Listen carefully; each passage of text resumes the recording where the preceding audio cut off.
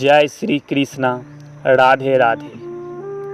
भारत की संत परंपरा में ऐसे अनेक महापुरुष हुए हैं जिनकी भक्ति ने स्वयं भगवान को भी अपने भक्तों के आगे झुकने पर मजबूर कर दिया। ऐसे ही महान संतों में एक नाम है संत नामदेव जी का।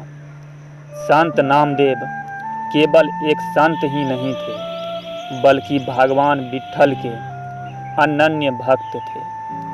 उनकी भक्ति इतनी निष्कपट और सच्ची थी कि कहा जाता है भगवान स्वयं उनके साथ मित्र की तरह व्यवहार करते थे। लेकिन उनके जीवन में एक ऐसी घटना घटी जिसने न केवल वहां उपस्थित लोगों को बल्कि पूरे समाज को आश्चर्यचकित कर दिया। यह घटना इतनी अद्भुत थी कि आज भी भक्ति की सबसे महान घटनाओं में गिनी जाती है। आखिर क्या था वह चमत्कार? कैसे भगवान ने अपने भक्त के सम्मान के लिए मंदिर का मुख ही घुमा दिया? आइए जानते हैं संत नामदेव की यह प्रेरणादायक कथा। और आपको इसी तरह का कथा सुनना जानना पसंद है तो चैनल को सब्सक्राइब जरूर करिए। आप हमारे साथ जरूर जुड़िए और कमेंट में श्री हरि जय श्री कृष्णा जरूर लिखिए। संत नामदेव का जन्म महाराष्ट्र में हुआ था। बचपन से ही उनका मन सांसारिक कार्यों में नहीं लगता था। वे दिन रात भगवान विट्ठल के नाम का जाप करते रहते थे। उनकी भक्ति इतनी गहरी थी कि लोग उन्हें भगवान का प्रिय भक्त मानते थे। कहा जाता है कि वे भगवान से ऐसे बात करते थे जैसे कोई अपने सबसे प्रिय मित्र से बात करता है। लेकिन उस समय समाज में जाति पाति का भेदभाव बहुत अधिक था।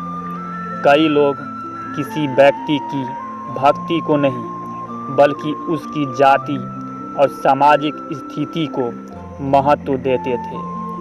यही सोच एक दिन एक बड़े चमत्कार का कारण बनी। कहते हैं कि एक बार संत नामदेव जी भगवान के दर्शन करने एक प्रसिद्ध मंदिर पहुँचे। वे अत्यंत श्रद्धा और प्रेम से भगवान का भजन कर रहे थे। उनका मन पूरी तरह ईश्वर में लीन था। लेकिन वहां उपस्थित कुछ लोगों को यह पसंद नहीं आया। उन्होंने नामदेव जी को उनकी जाति के आधार पर तुच्छ समझा। कुछ लोगों ने कहा, तुम्हें मंदिर के सामने बैठने का अधिकार नहीं है। दूसरों ने उनका अपमान करते हुए कहा, अगर भजन करना है तो मंदिर के पीछे जाकर करो। नामदेव जी को बहुत दुख हुआ। उन्होंने किसी से विवाद नहीं किया। उन्होंने क्रोध भी नहीं किया। वे शांत भाव से मंदिर के पीछे जाकर बैठ गए और वही भगवान का नाम जपने लगे। उनकी आंखों में आंसू थे लेकिन उनके हृदय में भगवान के प्रति प्रेम कम नहीं हुआ। मंदिर के पीछे बैठकर नामदेव जी भगवान से प्रार्थना करने लगे। उन्होंने कहा, हे प्रभु, यदि मेरी भक्ति में सच्चाई है, यदि मैंने जीवन भर केवल आपको ही अपना सर्वस्व माना है तो मुझे अपने चरणों से दूर मत कीजिए। वे भजन गाते रहे। उनकी आवाज़ में दर्द था लेकिन विश्वास भी था। कहते हैं कि सच्चे भक्त की पुकार भगवान तक पहुंचती है। उस दिन भी ऐसा ही हुआ। भगवान विट्ठल अपने प्रिय भक्त का अपमान सहन नहीं कर सके। जो लोग स्वयं को धर्म का रक्षक समझ रहे थे उन्हें अब भक्ति की वास्तविक शक्ति का परिचय मिलने वाला था। अचानक वहां एक अद्भुत घटना घटी। लोगों ने देखा कि मंदिर का मुख जो वर्षों से एक दिशा में था धीरे धीरे घूमने लगा। मंदिर का मुख्य द्वार उसी दिशा में मुड़ गया जहां संत नामदेव जी बैठे हुए थे। अब भगवान की मूर्ति का मुख भी भक्त नामदेव की ओर था। मंदिर के अंदर खड़े लोग स्तब्ध रह गए। किसी को अपनी आंखों पर विश्वास नहीं हो रहा था।